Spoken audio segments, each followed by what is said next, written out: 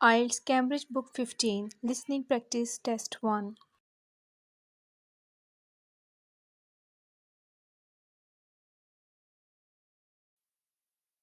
Test 1. This is the IELTS listening test. You will hear a number of different recordings and you will have to answer questions on what you hear.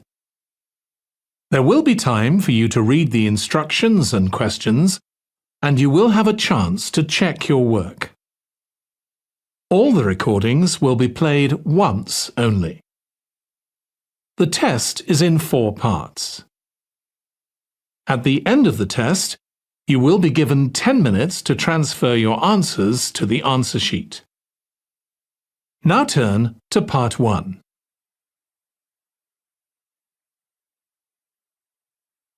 Part 1. You will hear a woman phoning a friend to get information about a job agency. First, you have some time to look at questions 1 to 5.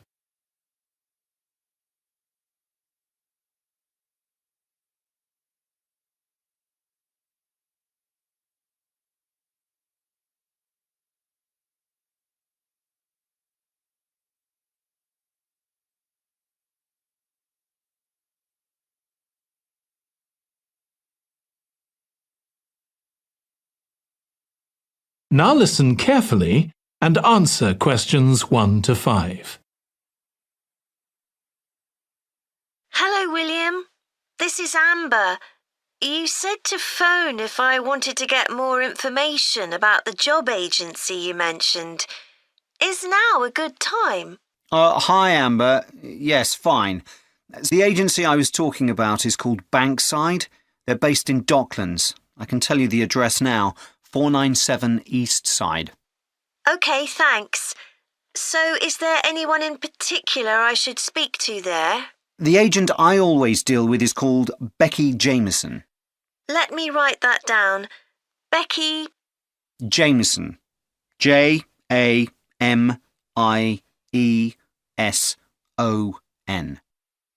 Do you have her direct line? Yes, it's in my contacts somewhere. Right, here we are. 07866 510 333. I wouldn't call her until the afternoon if I were you. She's always really busy in the morning trying to fill last-minute vacancies. She's really helpful and friendly, so I'm sure it would be worth getting in touch with her for an informal chat. It's mainly clerical and admin jobs they deal with, isn't it? That's right. I know you're hoping to find a full-time job in the media eventually, but Becky mostly recruits temporary staff for the finance sector, which will look good on your CV and generally pays better too. Yeah, I'm just a bit worried because I don't have much office experience. I wouldn't worry. They'll probably start you as a receptionist or something like that. So what's important for that kind of job isn't so much having business skills or knowing lots of different computer systems.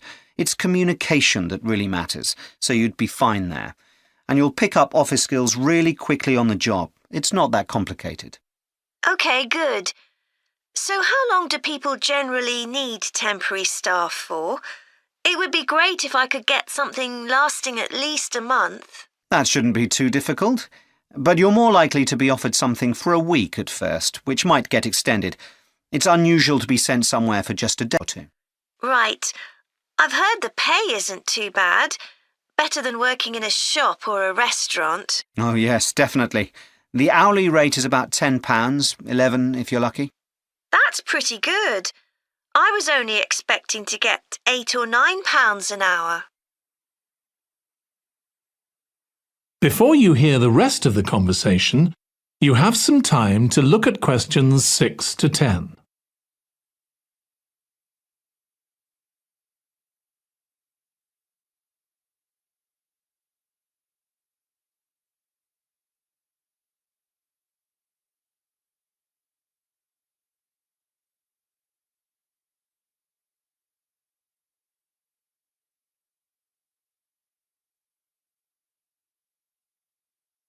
Now listen and answer questions 6 to 10. Do you want me to tell you anything about the registration process? Yes, please. I know you have to have an interview. The interview usually takes about an hour, and you should arrange that about a week in advance. I suppose I should dress smartly if it's for office work. I can probably borrow a suit from Mum. Good idea. It's better to look too smart than too casual. Will I need to bring copies of my exam certificates or anything like that? No, they don't need to see those, I don't think. What about my passport? Oh yes, they will ask to see that. OK. I wouldn't get stressed about the interview, though. It's just a chance for them to build a relationship with you, so they can try and match you to a job which you'll like. So there are questions about personality that they always ask candidates, fairly basic ones, and they probably won't ask anything too difficult, like what your plans are for the future. Hope not. Anyway, there are lots of benefits to using an agency. For example, the interview will be useful because they'll give you feedback on your performance so you can improve next time. And they'll have access to jobs which aren't advertised. Exactly. Most temporary jobs aren't advertised.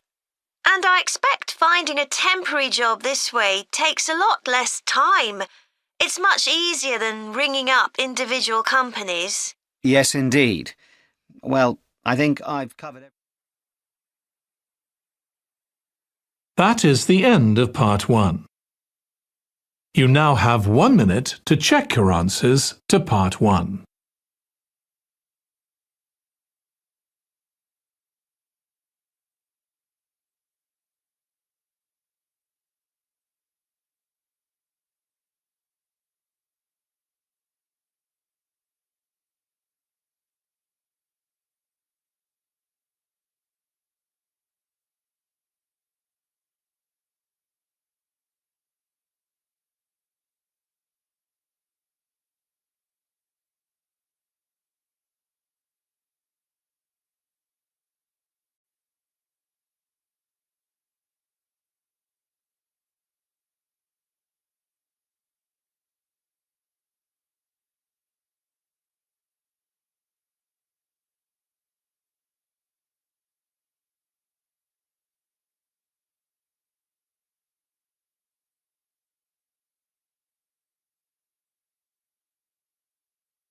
Part You will hear a woman giving a presentation about a holiday on an island in Britain that her company organises.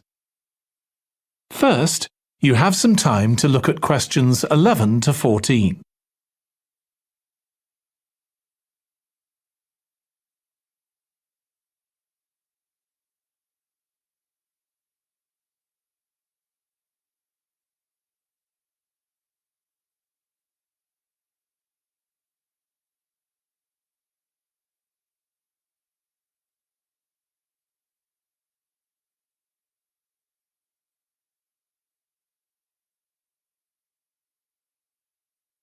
Now listen carefully and answer questions 11 to 14.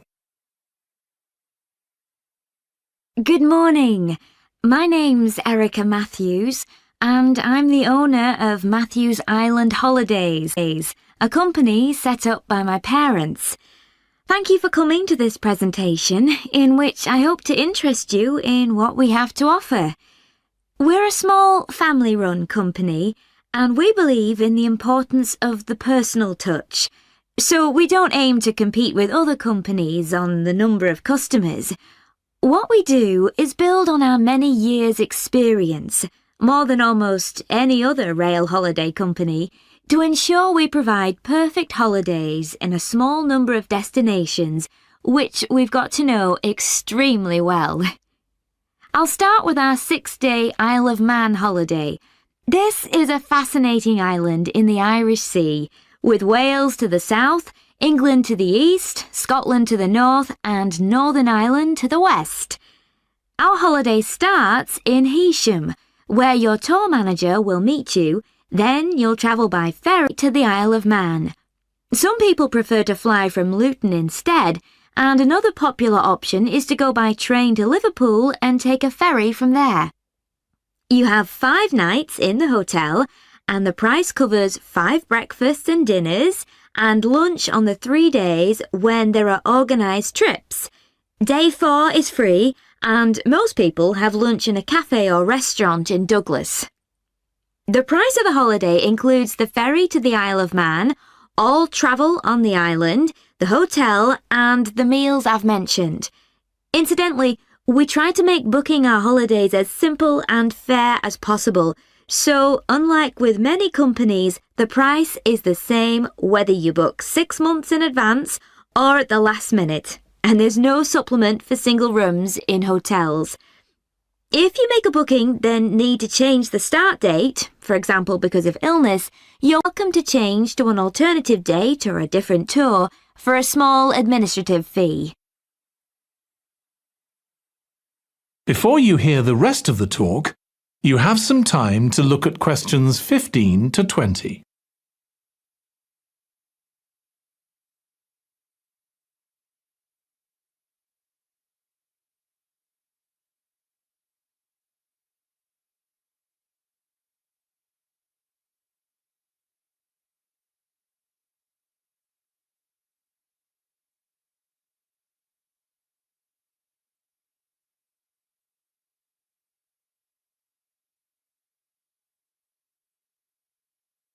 Now listen and answer questions 15 to 20. Okay, so what does the holiday consist of? Well, on day 1, you'll arrive in time for a short introduction by your tour manager, followed by dinner in the hotel.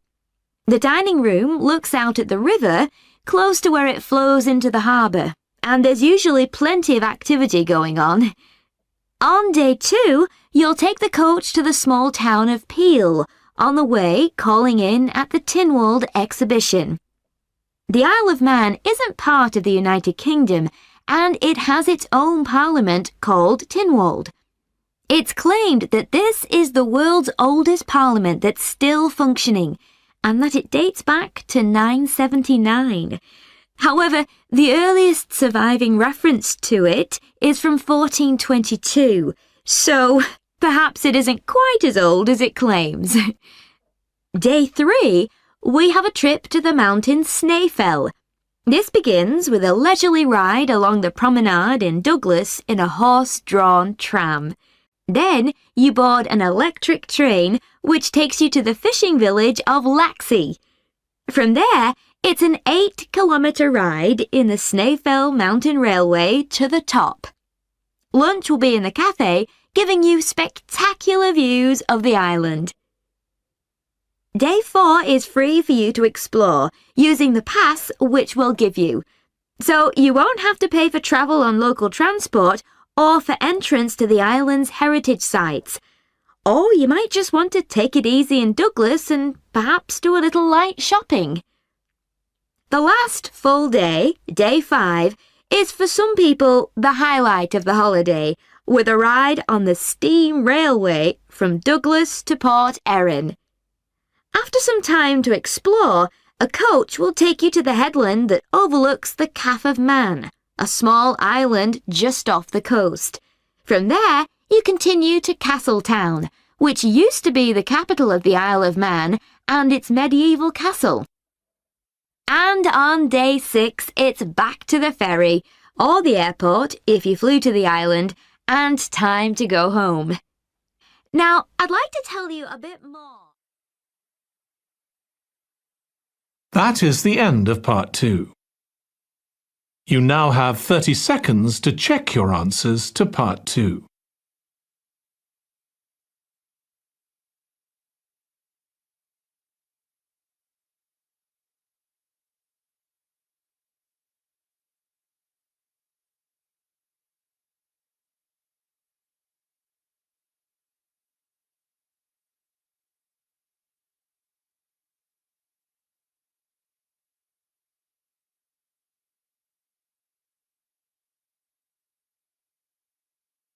Part 3. You will hear 2 psychology students discussing the effects of the order in which the children in a family are born. First, you have some time to look at questions 21 to 26.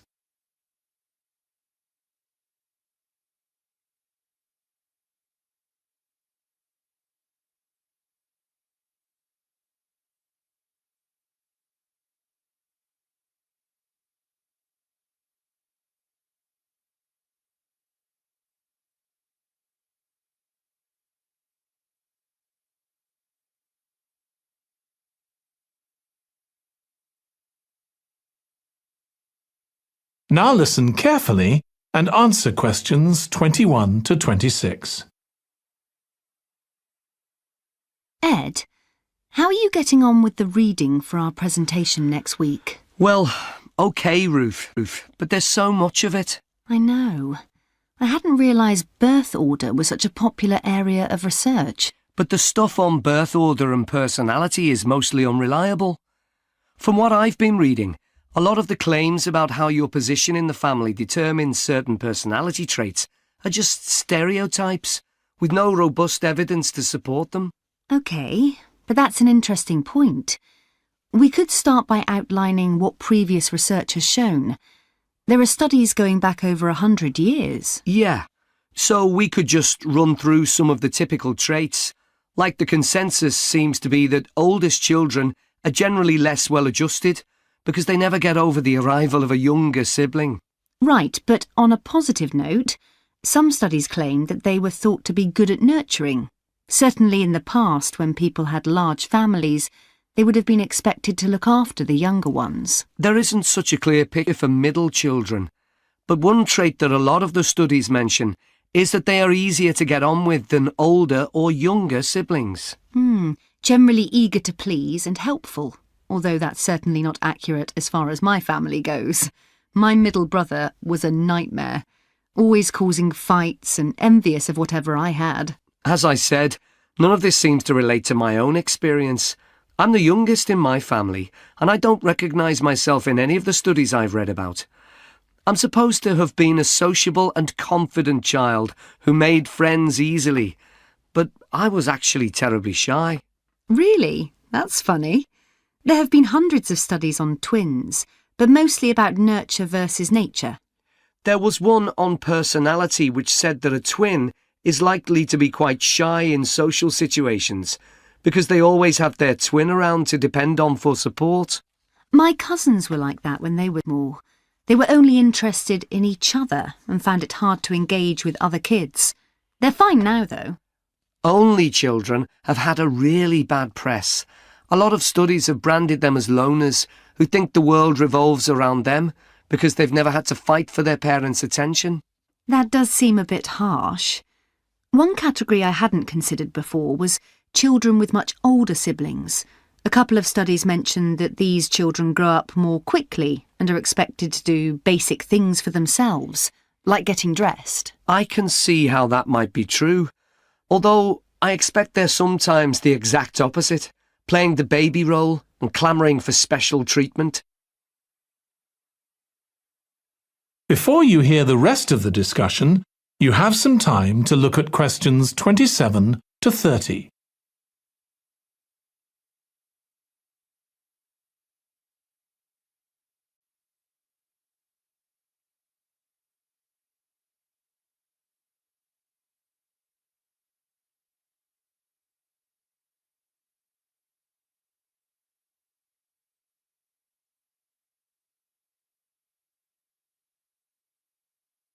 Now listen and answer questions 27 to 30. What was the problem with most of these studies, do you think? I think it was because, in a lot of cases, data was collected from only one sibling per family, who rated him or herself and his or her siblings at the same time. Some of the old research into the relationship between birth order and academic achievement has been proved to be accurate, though. Performances in intelligence tests decline slightly from the eldest child to his or her younger siblings.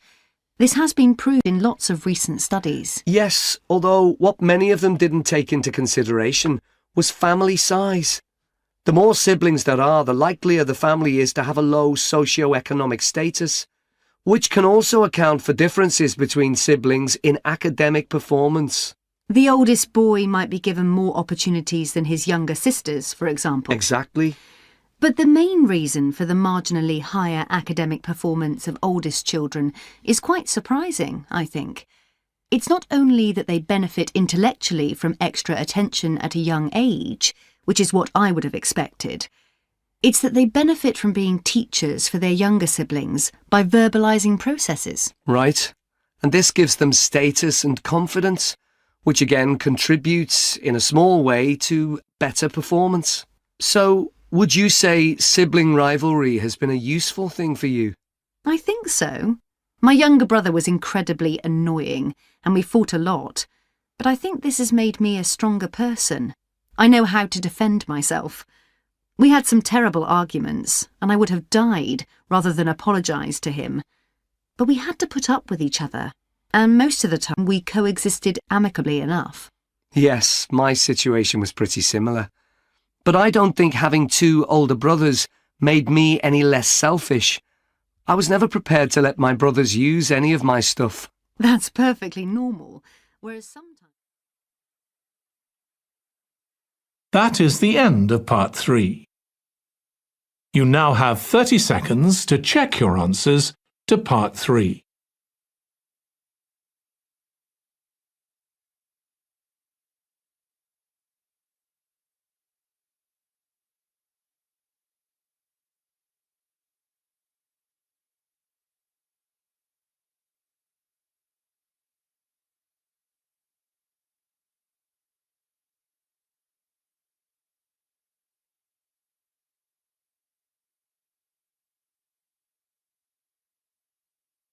Part 4. You will hear a student giving a presentation about a type of tree known as the eucalyptus, which is common in Australia. First, you have some time to look at questions 31 to 40.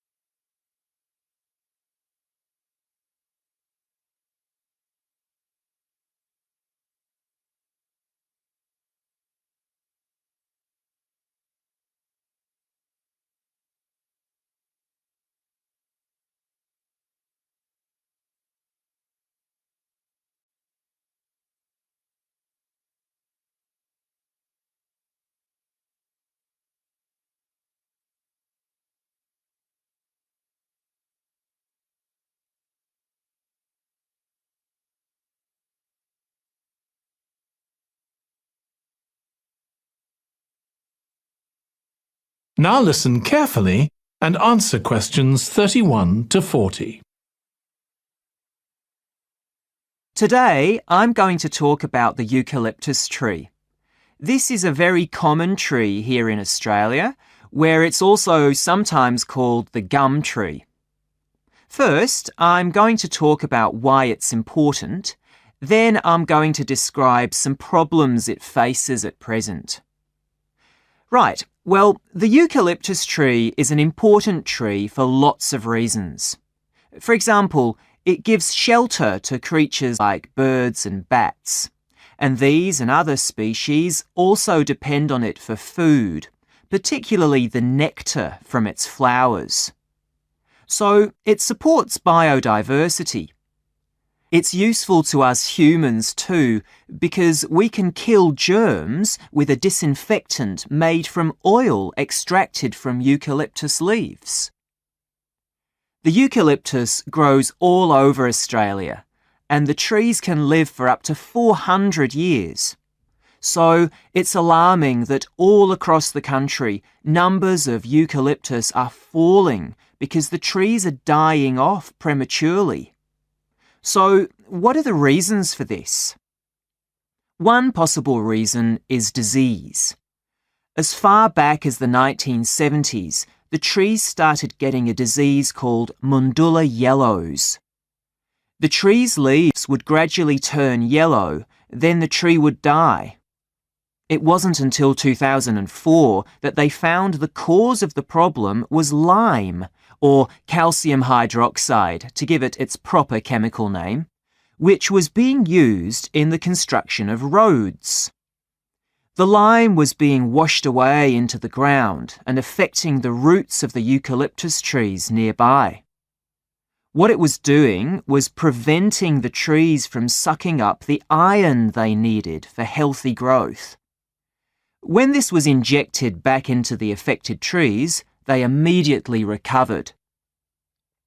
But this problem only affected a relatively small number of trees. By 2000, huge numbers of eucalyptus were dying along Australia's east coast of a disease known as bell miner-associated dieback.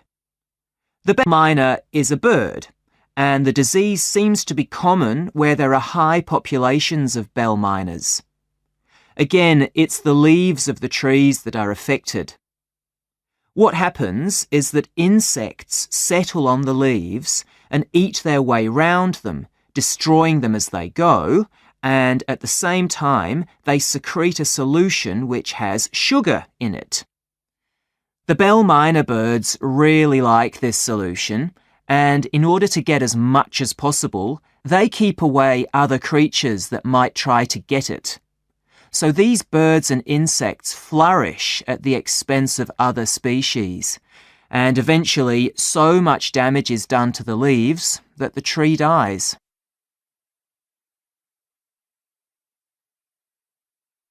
But experts say that trees can start looking sick before any sign of bell miner-associated dieback.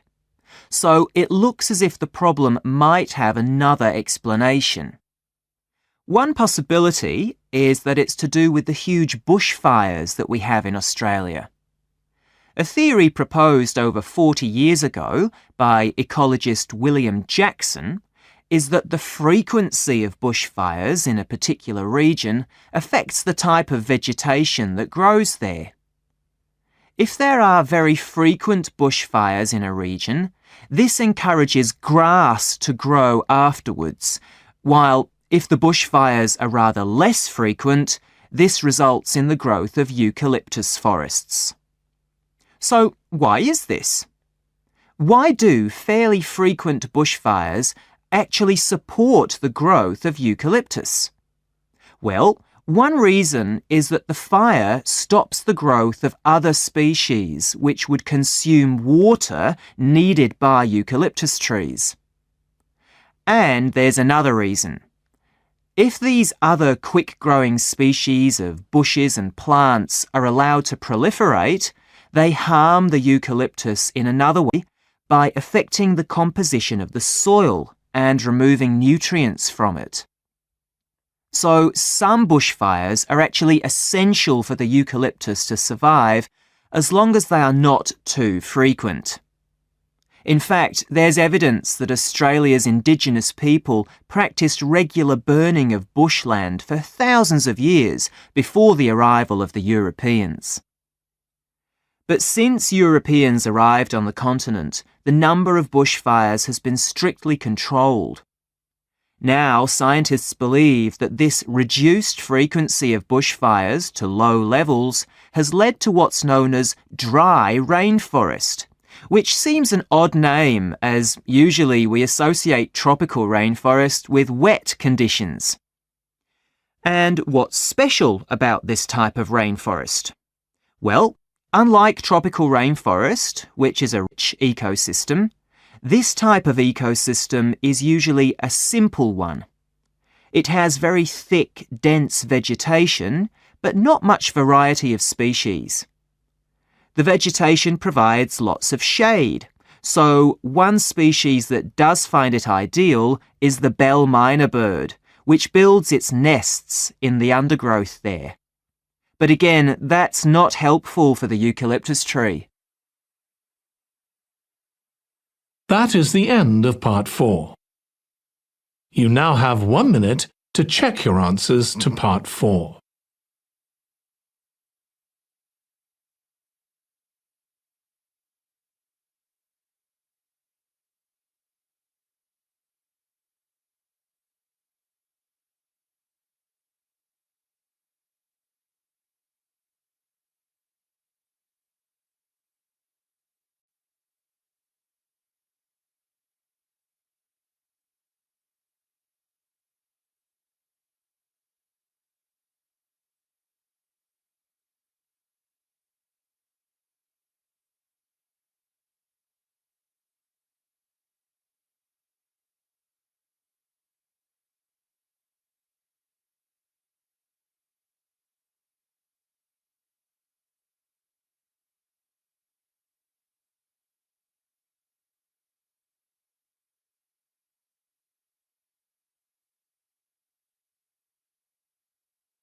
That is the end of the listening test.